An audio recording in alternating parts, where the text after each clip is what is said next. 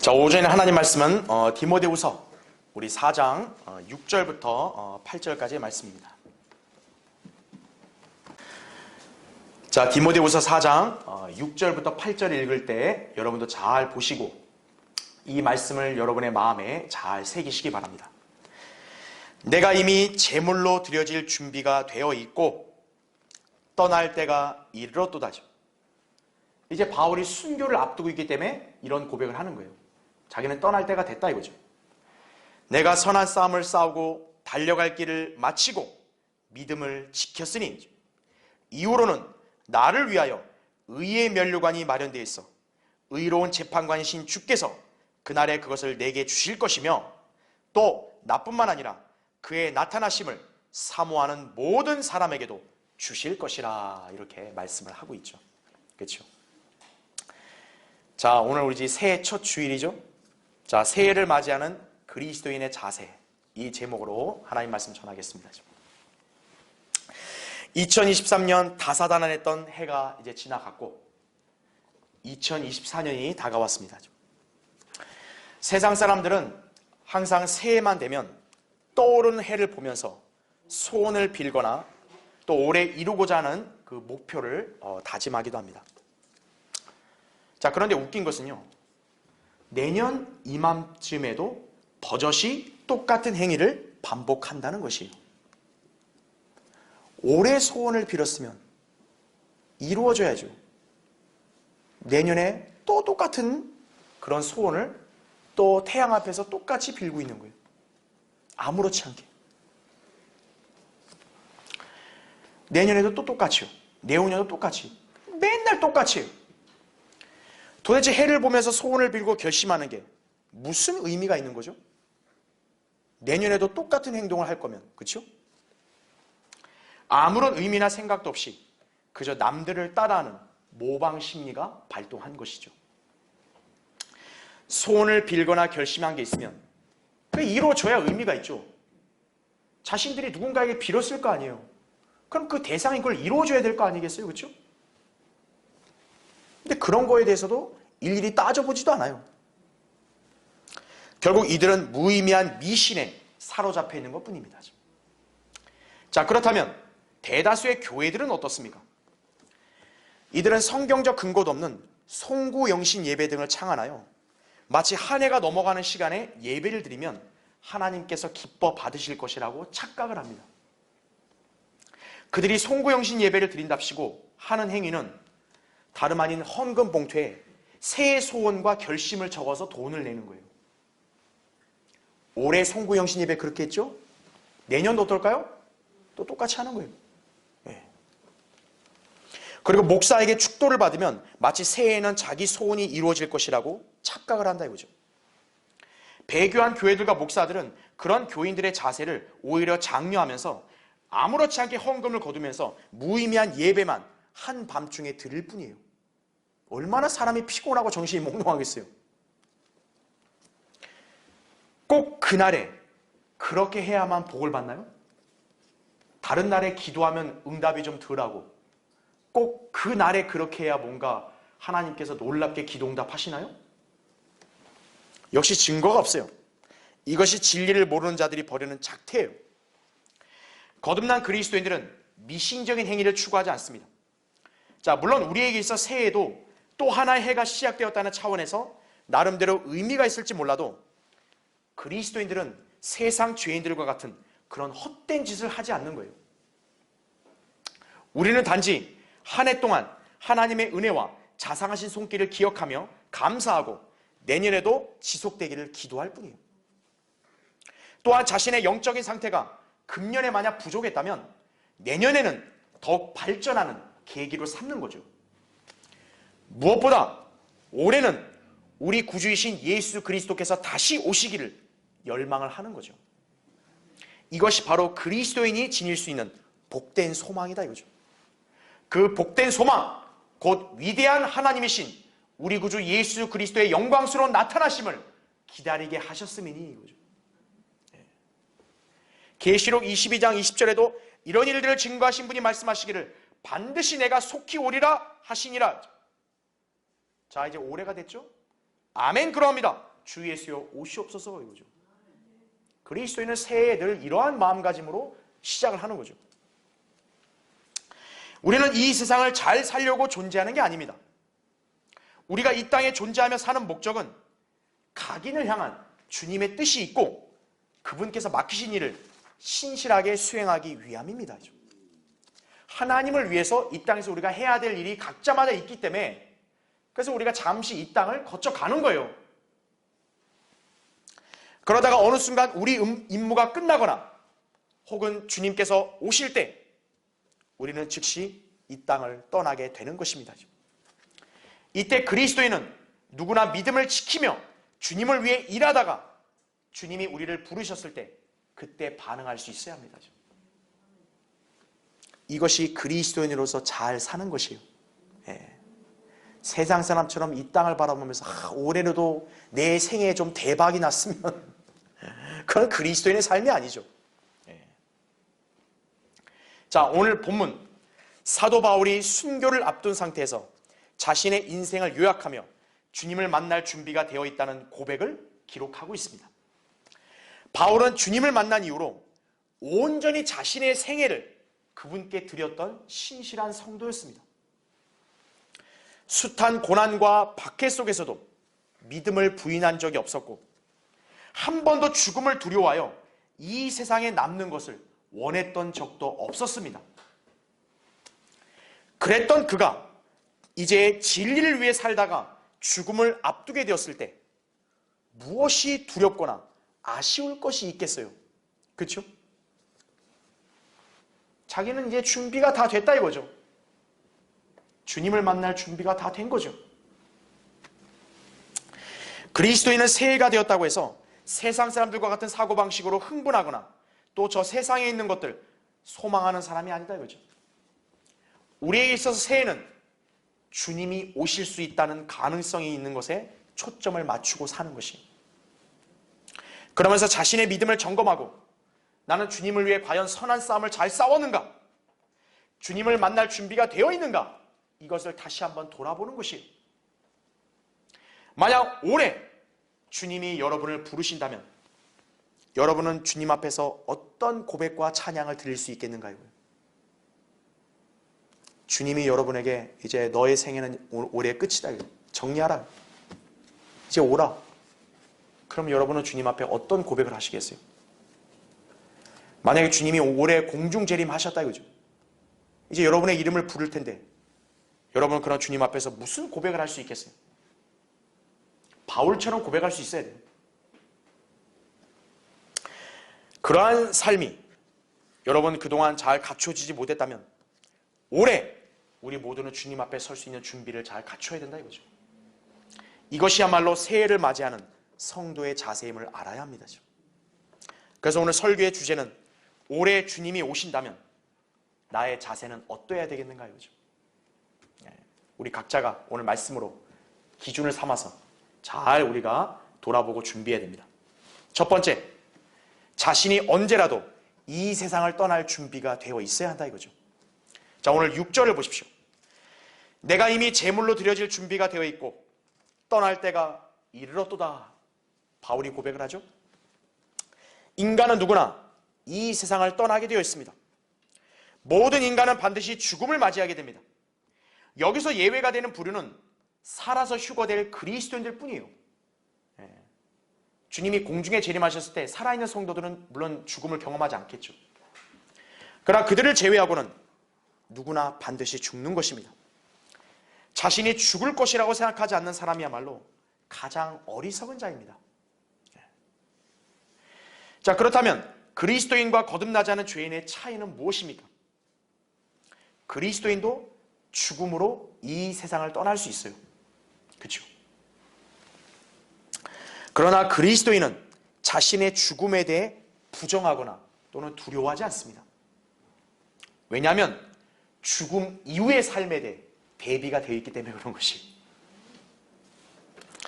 우리는 이 점을 성경에서 배워서 잘 알고 있습니다. 따라서 성경을 알고 있느냐, 그렇지 않느냐, 이건 하늘과 지옥의 차이라는 점을 잘 알아야 되는 거예요. 성경을 모르는 죄인들은 사후의 생에 대한 보장이 없습니다. 그렇게 그들은 죽음을 무서워하고 어떻게든 발버둥을 치면서 세상에 좀 더 오래 눌러 살고 싶은 거예요. 떠나기 싫습니다. 이거 아깝다 이거죠. 그러나 인간은 반드시 세상을 떠나야 돼요. 여기에 영원히 눌러 앉을 수 있는 사람 없어요. 누구나 떠나야 돼요. 성경대로 믿는 그리스도인들은 사도 바울처럼 떠날 때가 이르렀도다 라고 담대하게 고백할 수 있어야 합니다. 인간에게 제일 중요한 것은 육신의 죽음이 아니라 혼이 구원을 받는 것이에요. 그리스도인의 혼은 셋째 하늘에 계신 주님께로 가서 영원히 살게 됩니다. 이처럼 우리는 이 세상을 떠난다 해도 사후의 생에 대한 준비가 되어 있는 것이다 이거죠. 왜 죽음을 두려워하지 않는가? 우리는 죽음 이후에 우리가 갈 곳이 있는 거예요. 근데 그곳은 비참하거나 무서운 곳이 아니라 이거죠. 이 때문에 우리는 바울의 고백처럼 이 세상을 떠날 때가 다가오는 것에 대해서 두려워하지 않는 것이다 이거죠. 자, 한번 찾아볼까요? 고린도 후서 5장 한번 보십시오. 거기 끼워넣으시고 고린도 후서 5장 자 1절부터 8절을 읽겠습니다.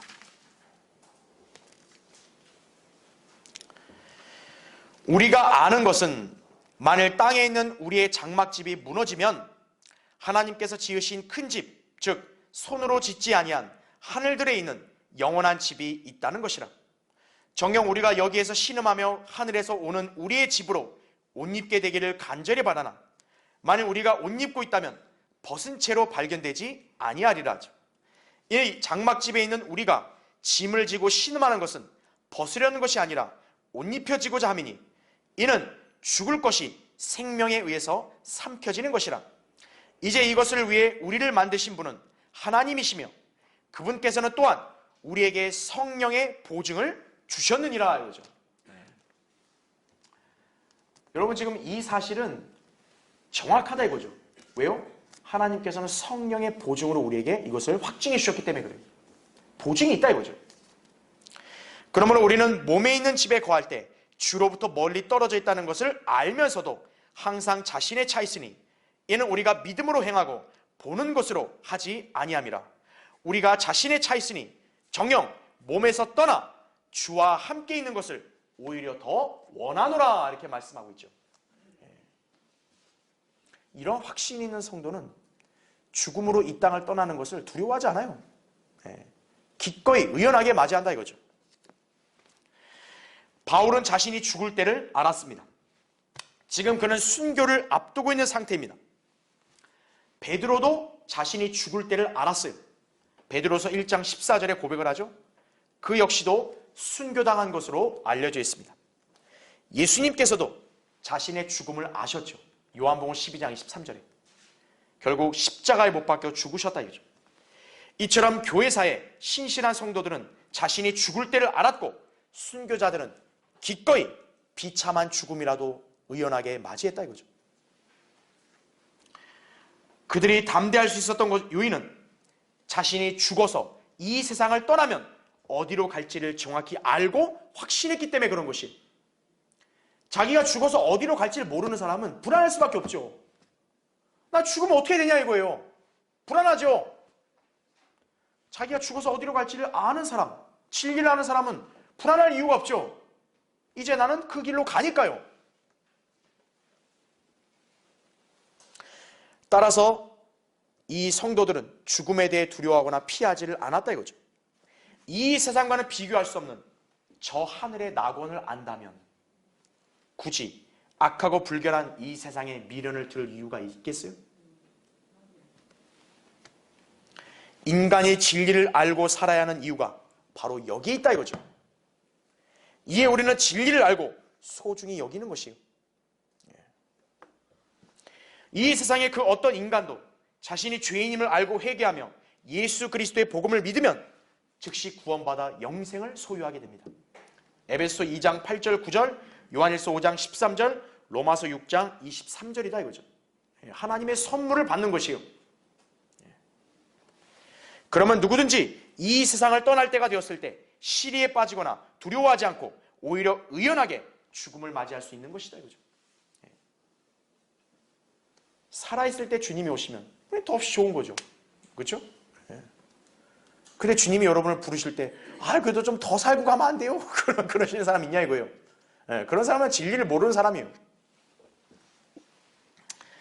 그리스도인은 구원받은 것으로 끝인가? 아니라 이거죠. 우리가 구원받고 진리를 알았다면 진리 안에서 주님께서 원하시는 삶을 살아야 합니다. 주님은 우리가 헌신하여 그분의 뜻에 따라 살기를 원하신다 이거예요. 우리가 그 명령에 따라 살았다면 인생을 가장 잘 산 것이에요. 대박난 사람이 잘 사는 거 아니에요. 하나님의 뜻에 따라서 헌신하고 주님을 섬긴 사람이 가장 잘 산 사람이에요. 그런 사람은 누구보다 주님이 그를 부르심으로 떠날 때가 되었을 때 기쁨과 자신감에 찬 상태로 그분을 만나게 되는 것임을 알아야 됩니다. 자, 하루는 어떤 사람이 요한 웨슬리에게 이렇게 질문했습니다. 감리교 창시자거든요. 위대한 순회 설교자거든요. 자, 어떤 사람이 이 사람에게 이 질문을 했어요. 오늘 밤 12시에 죽는다는 것이 확실하다면 오늘 하루 동안 무엇을 하시겠습니까? 그러자 요한 웨슬리는 다음과 같이 자신 있게 대답했다고 합니다. 다른 날과 다름없이 설교 준비와 신방을 하겠소. 그리고 다른 날보다 30분 더 일찍 잠자리에 들어가겠소. 이렇게 고백했다고 그래요. 만약 여러분에게 이 질문이 들어온다면 여러분은 뭐라고 답변하시겠어요? 오늘 밤 죽는다면 그럼 오늘 하루 동안 무엇을 하겠는가 이거예요. 요한 웨슬리가 이렇게 자신감 있게 고백할 수 있었던 것은 자신의 생애를 기꺼이 주님께 드려서 그분을 위해 살았고 사후의 생을 대비했기 때문에 이 세상을 떠날 때가 온다고 해도 담대하게 맞이할 수 있었던 것이다 이거죠. 자, 여러분, 바울은 전 생애를 주님을 위해서 자신을 번제로 드린 사람이었다 이거죠. 빌립보서 2장 17절, 고린도서 13장 3절에 나오죠. 그런 그가 우리에게 헌신해야 한다 이렇게 말했다 이거죠. 로마서 12장 1절 2절에 여러분이 헌신했다면 언젠가는 그분을 위해 살다가 죽음으로 이 세상을 떠날 때가 올 수 있다 이거죠. 혹은 주님이 공중에 오시면 이제 우리의 섬김도 끝나게 된다 이거죠. 만약 그것이 올해라고 한다면 여러분 어떨 것 같으세요? 바울이 말한 대로 내가 이미 제물로 드려질 준비가 되어 있고 떠날 때가 이르렀도다 이런 고백을 자신 있게 할 수 있어야 한다 이거죠. 이것이 올해를 맞이하는 우리의 마음가짐이 되어야 할 것입니다. 자, 올해 주님이 오신다면 나의 자세는 어떠해야 되겠는가? 두 번째로 자기의 믿음 생활을 자신 있게 고백할 준비가 되어 있어야 되는 것이에요. 다시 우리 디모데후서 4장 7절을 보시면 내가 선한 싸움을 싸우고 달려갈 길을 마치고 믿음을 지켰으니 이렇게 고백을 하죠. 그리스도인은 이 땅을 떠나기 전에 크게 세 가지의 의무를 수행해야 합니다. 본문에서 바울이 고백한 대로 선한 싸움을 싸우고 달려갈 길을 마치고 믿음을 지켜야 한다 이거죠. 먼저 그리스도인은 선한 싸움을 싸우는 영적인 군사라는 점을 기억해야 합니다. 영적인 진영에는 하나님과 마귀가 서로 대적을 하고 있는데 그리스도인은 하나님의 진영에 속한 군사로서 마귀의 대적이 되었습니다. 그러다 보니 마귀는 반드시 그리스도인들을 공격하여 쓰러뜨리거나 포로로 삼거나 심지어는 파멸시키려고 시도하는 것이에요. 마귀는 여러분을 가만 놔두는 게 아니에요. 반드시 여러분을 쓰러뜨리고 또 여러분을 실족하게 만드는 것이에요. 정신을 차리지 못하면 패배하고 인생 패가 망신하게 되는 거예요. 베드로전서 5장 8절 9절에 나온 대로 정신을 차리고 깨어있으라. 이는 너희의 대적 마귀가 울부짖는 사자처럼 삼킬 자를 찾아 두루 다니기 때문이니라. 믿음 안에 굳게 서서 그를 대적하라. 이는 세상에 있는 너희 형제들도 동일한 고난을 당하는 줄을 알미니라. 이렇게 말씀하는 거예요. 울부짖는 사자래요. 사자가 먹잇감을 찾아다니는 거예요. 사자가 더욱더 배고프면 어떡하겠어요? 더 아주 발버둥을 치겠죠. 먹잇감을 물라고. 때가 가까울수록 바로 마귀는 그와 같다 이거예요. 싸움에는 반드시 고통과 압박이 존재하기 마련입니다. 이것을 두려워하는 사람 싸울 수 없어요. 고난받기 싫다 이거예요. 그냥 좀 편안하게 그냥 느긋하게 생활하고 싶다 이거예요. 그런 사람은 고난을 감당할 수 없죠. 바울은 우리에게 너는 예수 그리스도의 훌륭한 군사로서 고난을 견뎌내라. 전쟁에 임하는 자는 아무도 이 생의 일들에 얽매이지 아니하나니 이는 자기를 군사로 뽑은 자를 기쁘게 하려 함이라. 이렇게 당부했던 것입니다. 디모데후서 2장 3, 4절이 비록 고난으로 지치고 힘들다고 할지라도 그리스도인은 포기하거나 도망치면 안 돼요. 여러분, 진리를 저버리고 세상으로 나아간 배교한 사람들 포기한 거예요. 그리스도인의 삶을. 반드시 하나님께 복종하며 마귀를 대적해야 한다 이거죠. 야고보서 4장 7절에 나온 대로 이것은 그리스도인으로서 거쳐야 할 숙명입니다. 그런데 진리에 무지하거나 연약한 성도는 영적인 싸움에 대처하는 법을 몰라서 승리를 쟁취하지 못하기도 합니다. 왜 그런 것인가요? 영적인 전쟁을 단순히 육신적인 싸움과 같은 것으로 오해하기 때문에 그런 거예요. 그러니까 자기 육신적인 지혜나 머리 굴림으로 문제를 해결할 수 있다고 그렇게 착각하는 사람이에요. 자만하는 사람들이에요. 그런 사람들이 바로 마귀의 공격에 쓰러지는 것이에요. 100점 100패라 이거죠. 선한 싸움을 싸워 이기려면 성경에서 제시하는 방법으로 싸워야 한다 이거죠. 자, 한번 찾아볼까요? 에베소서 6장 보십시오. 에베소서 6장. 에베소서 6장 거기 10절부터 18절까지의 말씀입니다. 끝으로 나의 형제들아 주 안에서와 그의 힘의 능력 안에서 강건하라 이렇게 말씀하죠. 자기 육신으로 강건하라 이 말 한 적 없어요. 주 안에서 강건하라 이거죠. 11절 너희는 마귀의 술책에 대항하여 설 수 있도록 하나님의 전신 갑옷을 입으라죠. 이는 우리의 싸움이 혈과 육에 대항하는 것이 아니라 정사들과 권세들과 이 세상 어둠의 주관자들과 높은 곳들에 있는 영적 악에 대항하는 것이기 때문이니라 이렇게 말씀하고 있죠. 여러분이 이런 영적 악한 세력들을 여러분의 육신의 힘과 지혜로 당해낼 수 있겠어요? 어림없다 이거죠. 그래서 13절 그러므로 너희는 하나님의 전신 갑옷을 입으라 이거죠. 이는 너희가 악한 날에 저항할 수 있으며 또 모든 일을 다 이루기까지 서 있게 하기 위함이니라죠. 그러므로 서서 진리로 너희의 허리띠를 두르고 의의 흉배를 붙이고 화평의 복음을 준비한 것으로 너희 발에 신고 모든 것 위에 믿음의 방패를 가짐으로써 능히 너희가 악한 자의 모든 불붙은 화살을 끌 수 있을 것이라. 또한 구원의 투구와 성령의 칼 곧 하나님의 말씀을 가지고 모든 기도와 간구로 항상 성령 안에서 기도하며 이를 위하여 모든 성도들을 위해 모든 인내와 간구로 깨어 있으라. 이렇게 우리에게 명령하고 있는 것이. 선한 싸움은 이렇게 싸워야 한다 이거죠. 자, 그 다음으로 그리스도인은 각자가 달려가야 할 길이 있다는 것을 알아야 합니다. 여러분은 마치 경주에 임한 선수와 같습니다. 달리기 선수는 1등을 하는 것이 목표입니다. 지금은 1등부터 3등까지 상을 주지만 예전에 육상에서는요 1등만 상을 받는 영광을 얻었다 이거죠. 그래서 바울은 우리에게 경기장에서 달리는 사람들이 모두 달릴지라도 한 사람만이 상을 받는 것을 너희가 알지 못하느냐? 그러므로 너희도 상을 얻게 되도록 달리라. 고린도서 9장 24절에 그렇게 권면했던 것이에요. 여러분은 목표가 있어야 돼요. 이 땅에 사는 목표는 주님께로부터 상을 받겠다는 목표로 살아야 되는 거예요. 어영부영 살면 안 돼요.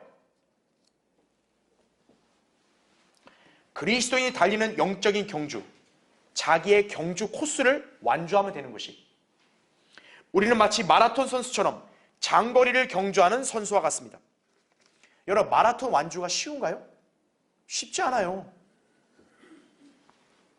그러나 우리 코스의 결승선에는 바로 주님이 계신다 이거죠. 여러분 나중에 주님이 부르실 때 그때가 바로 여러분의 경주가 끝나는 시기예요. 여러분 경주를 제대로 완주해야 그 결승선에 서 있는 주님께서 기뻐 맞으시는 거 아니겠어요? 주님은 여러분이 경주를 완주하도록 독려하신다 이거죠. 내 아들아 더 뛰어라 이죠.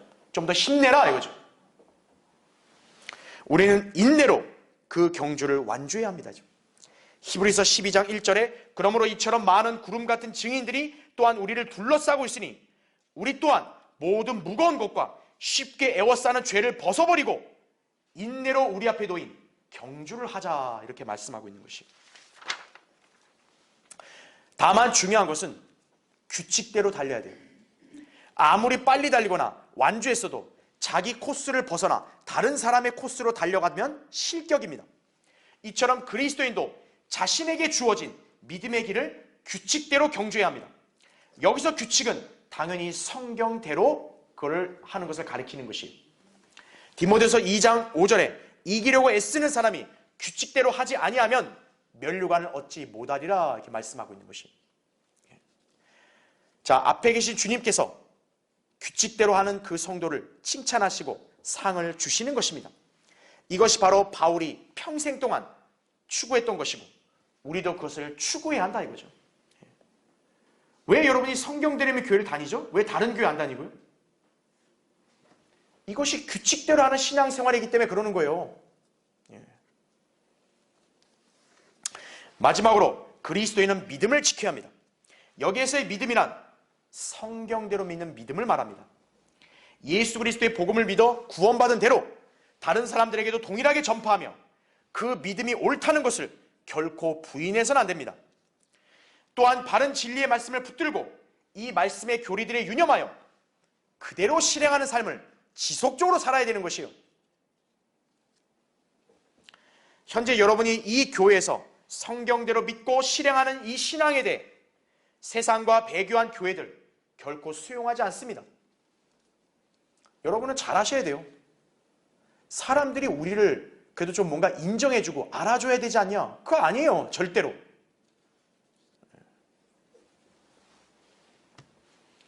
우리가 세상과 다수의 풍조에 굴복하고 타협하고 따라가게 되고 그럼 어떻게 되죠?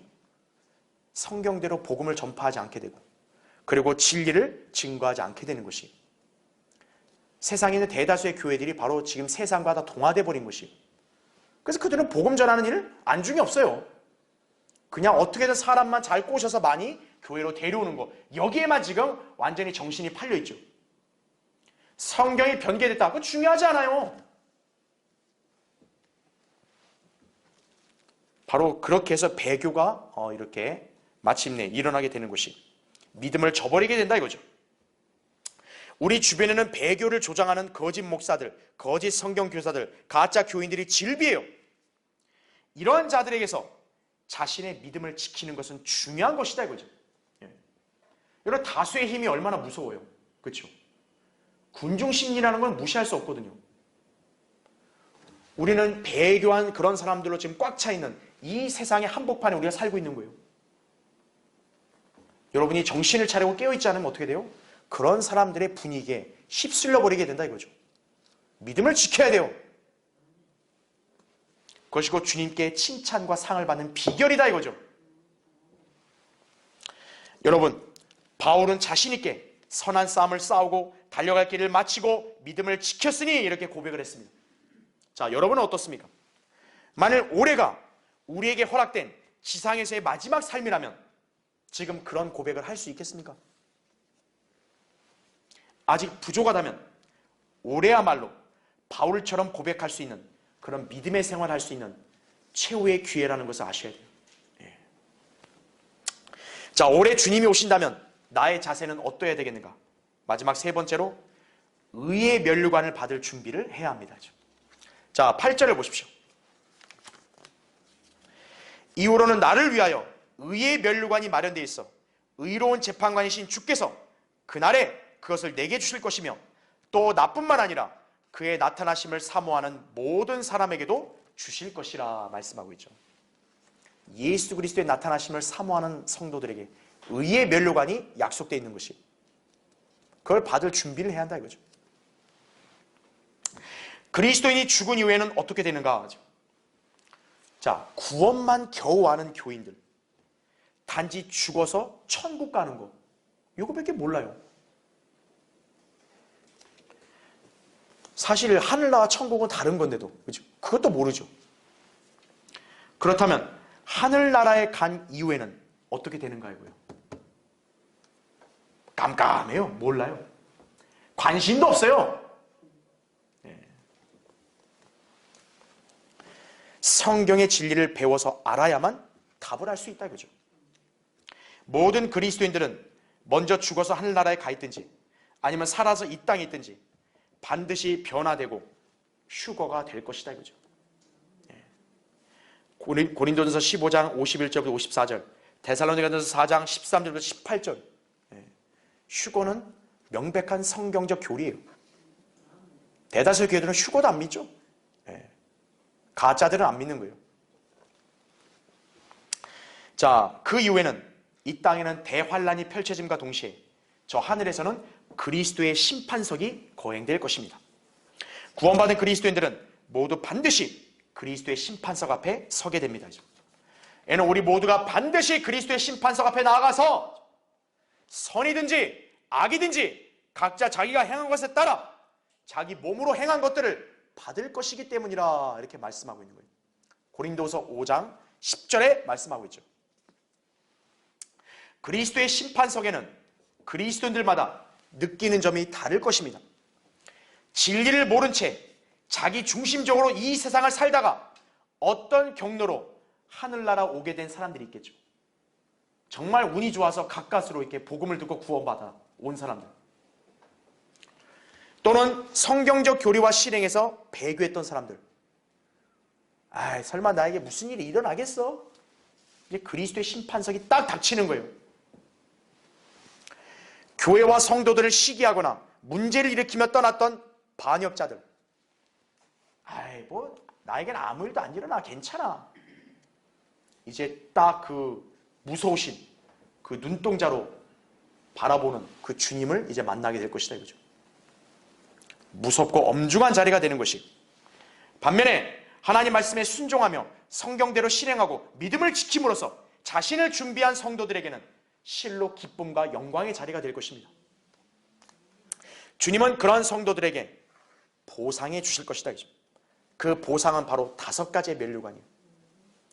오늘 본문에 살펴봤던 의의 면류관, 그리고 생명의 면류관, 썩지 않을 면류관, 자랑의 면류관, 영광의 면류관이에요. 대다수의 교인들은 면류관이 몇 개인지도 몰라요. 여기서 바울은 의의 면류관을 언급하고 있다 이거죠. 의의 면류관은 예수 그리스도의 재림을 문자 그대로 믿고 그 재림을 고대하며 준비하는 성도들에게 주어지는 상이라 이거죠. 주님의 나타나심을 사모하는 사람들에게 주어지는 것이. 여러분은 예수 그리스도의 재림을 얼마큼 사모하십니까? 그냥 어쩌다 하루 이틀, 주님 오시면 좋겠습니다 이렇게 말하고 다른 날은 여러분 중심으로 살았나요? 그러면 안 된다 이거죠. 날마다 재림을 사모하고, 그렇죠? 그분을 만날 것을 고대하고 그것을 준비하고자 신실하게 주님을 섬기며 복음을 전파하고 진리를 증거한 성도들이 이 상을 받게 되는 것이, 성경대로 믿는 교회 다니는 성도들은 이 상을 모두 받을 수 있도록 그렇게 노력해야 한다 이거죠. 자, 생명의 면류관, 순교자 혹은 극한 시험을 견뎌내고 이겨낸 성도들에게 주어지는 상입니다. 야고보서 1장 12절에 시험을 견뎌내는 자는 복이 있도다.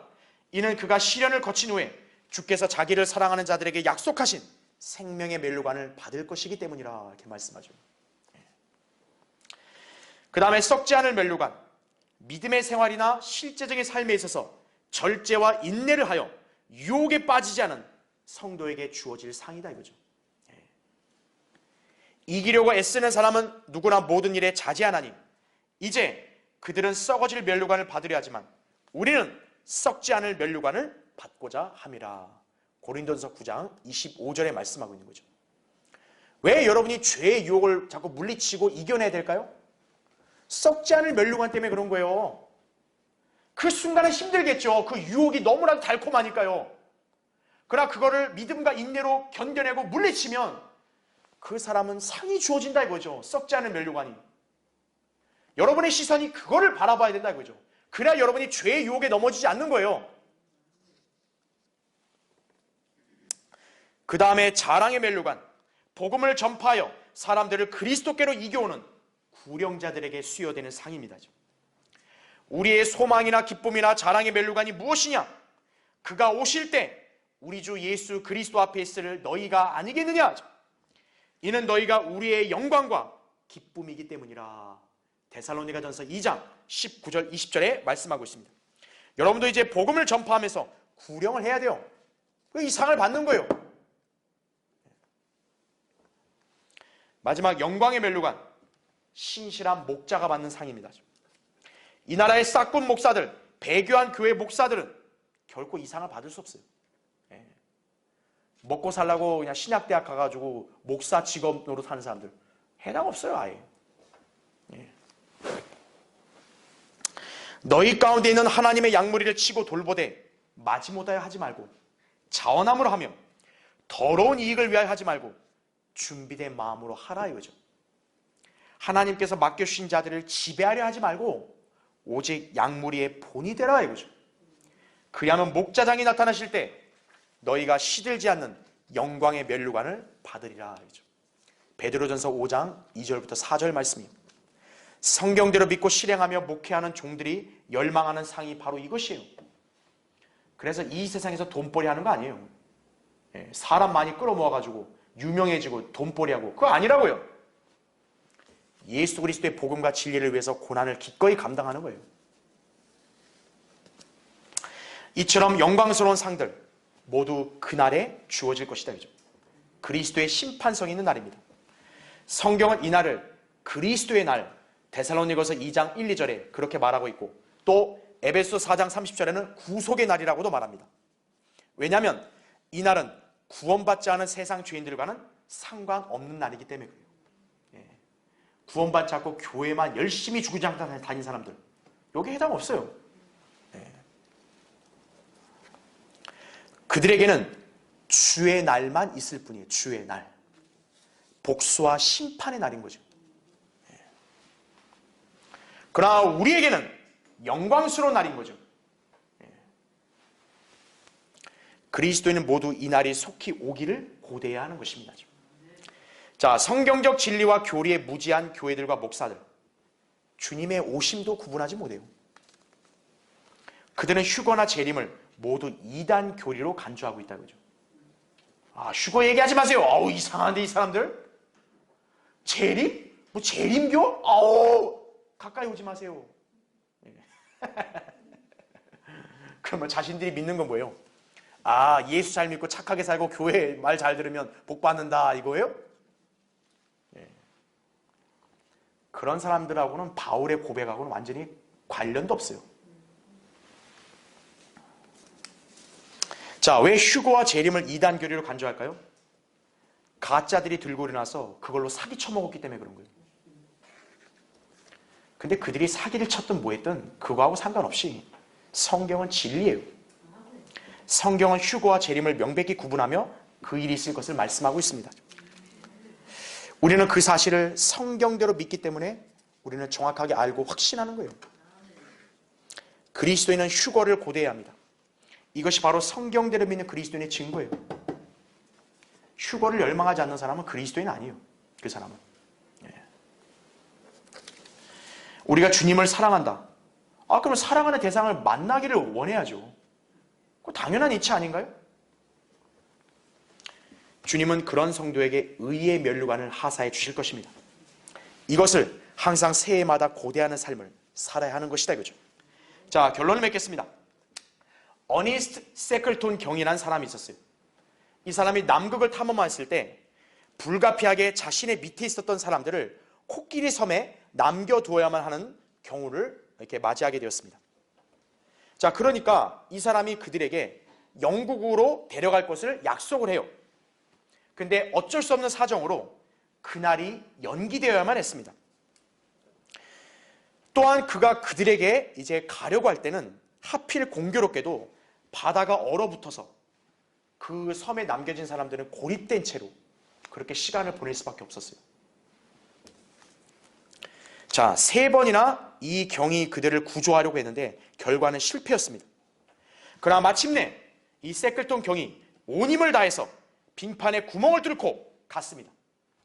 조그만 배로 섬에 도착을 하자 그는 자기 휘하의 사람들이 건강하게 살아있을 뿐만 아니라 곧바로 배로 떠날 준비를 하고 있는 모습을 발견하게 된 거예요.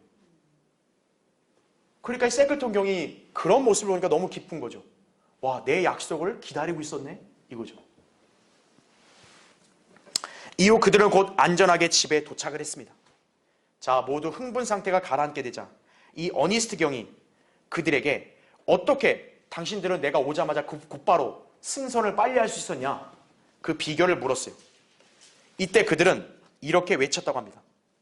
매일 아침 자기들 리더가 잠을 깨운대요. 그러면서 이렇게 얘기했대요. 항상 갈 준비를 해두십시오. 오늘 주인이 우리를 데리러 오실 것입니다. 근데 오늘 안 왔어요. 뭐야? 안 왔네? 이랬을까요? 그 다음날 마찬가지요. 아침에 리더가 일어나서 깨웁니다. 항상 갈 준비하십시오. 오늘 주인이 우리를 데리러 오실 것입니다. 그러니까 그들은 항상 그렇게 준비가 돼 있었던 거예요. 그러니까 세클톤 경이 이제 구조하러 오니까 아주 일사불란하게 딱 이렇게 배에 승선하고 같이 떠날 수 있었던 거죠. 준비가 돼 있던 사람들이었던 거예요. 떠날 준비. 자, 새해가 되면 사람들은 거의 다 떠오르는 태양을 바라보며 소원을 비는 행위를 일삼고 있습니다. 그러나 성경에서 태양은 예수 그리스도의 예표입니다. 시편 19편 4절 5절 말씀이죠. 그분은 의의 태양으로서 곧 떠오를 것이에요. 말라기 4장 2절에 나오죠. 교회 시대를 밤으로 묘사하죠. 자, 태양이 떠오르면 이제 밤은 지나가고 아침이 오는 것이죠. 주님이 재림하신다는 징조입니다. 사람들은 이걸 모르고 있는 거예요. 왜냐? 성경을 모르고 또 성경을 믿지 않으려고 하기 때문에 모르죠. 여러분, 하나님 보실 때 그런 사람들이 뭐 이렇게 수십만 명, 뭐 수백만 명, 1000만 명 이상 있다고 해서 하나님께서 그런 가치를 두실까요? 반면에 여러분은 어떤 것입니까? 항상 새해를 어떻게 맞이했습니까? 막연하게 세상 사람들처럼 헛된 희망이나 기대를 꿈꾸거나 태양에게 비는 그런 가증스러운 행위 하지 않았을 것이에요. 그리스도인은 떠오르는 태양을 바라볼 때 예수 그리스도의 오심을 사모하는 것이죠. 그리고 그분의 오심을 대비하여 늘 준비하고 있는 것이죠. 언젠가 주님은 우리 각자의 이름을 이제 부르실 날이 올 것이에요. 자, 그날이 올해가 될지 아무도 모르겠지만 올해가 되길 원하죠. 그렇죠? 넉넉히 있으면 안 됩니다. 그날을 준비하여 바울처럼 믿음의 생활을 신실하게 함으로써 언제든 떠날 때를 대비하고 있어야 합니다. 일어나라, 가자 그럴 때 잠깐만요. 이거 좀 해야 되는데. 잠깐만요. 여기 사람들 어떡해요. 그러면 안 된다 이거죠. 떠날 때가 될 때, 예, 주님 기다렸습니다. 주님 갑니다. 그래야죠. 자, 인생을 헛되이 낭비하지 마십시오. 주님을 열심히 섬기고 성경을 공부하고 진리를 전파함으로써 성경대로 살아야 한다 이거죠.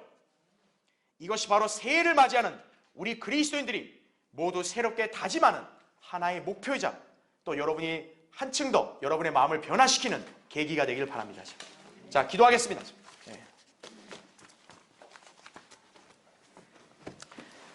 잠깐 이제 기도하기 전에 우리 유튜브 보시는 분들, 자, 새해가 밝았는데 과연 여러분들은 주님을 만날 자신이 있는가요? 여러분은 사후의 생에 대비가 되어 있는가요? 교회를 다니니까 어떻게 되겠죠? 그건 착각입니다. 오늘 혹시 유튜브 보신 분들 중에 나는 주님을 만날 준비가 되어 있지 않고 자신이 없다 이죠. 나는 구원이라는 거에 대해서 자세하게 모르겠다. 그런 분들은 오늘 구원받고 사후의 생을 대비해야 된다 이거죠. 구원받기 원하시는 분은 제가 도와드립니다. 제가 지금부터 기도할 때 우리 유튜브 보시는 분들 저를 따라 이렇게 마음으로 믿고 동시에 입으로 하나님 앞에 이렇게 고백하시면 오늘 여러분은 즉시로 단번에 구원받고 사후의 생을 보장받습니다. 제가 기도할 때 이렇게 따라 하십시오. 위대하신 하나님, 저는 죄인입니다. 그래서 저는 죽으면 지옥에 갈 수밖에 없습니다.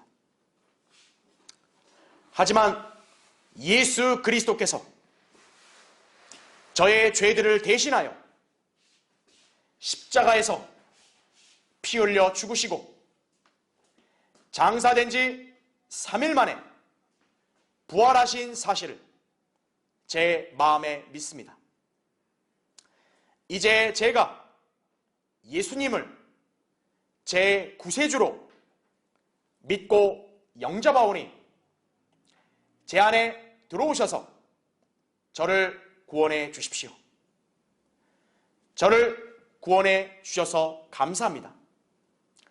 이제부터는 하나님 말씀에 순종하며 살기 원합니다. 예수님의 이름으로 기도합니다. 아멘. 예, 이렇게 마음으로 믿고 고백을 하신 분들은 오늘 구원을 받았다는 사실을 확신하시고 사회생활을 이제 불안해하지 마시고 주님이 부르러 오실 때 하늘로 갈 수 있다는 확신을 갖고 사시기 바랍니다.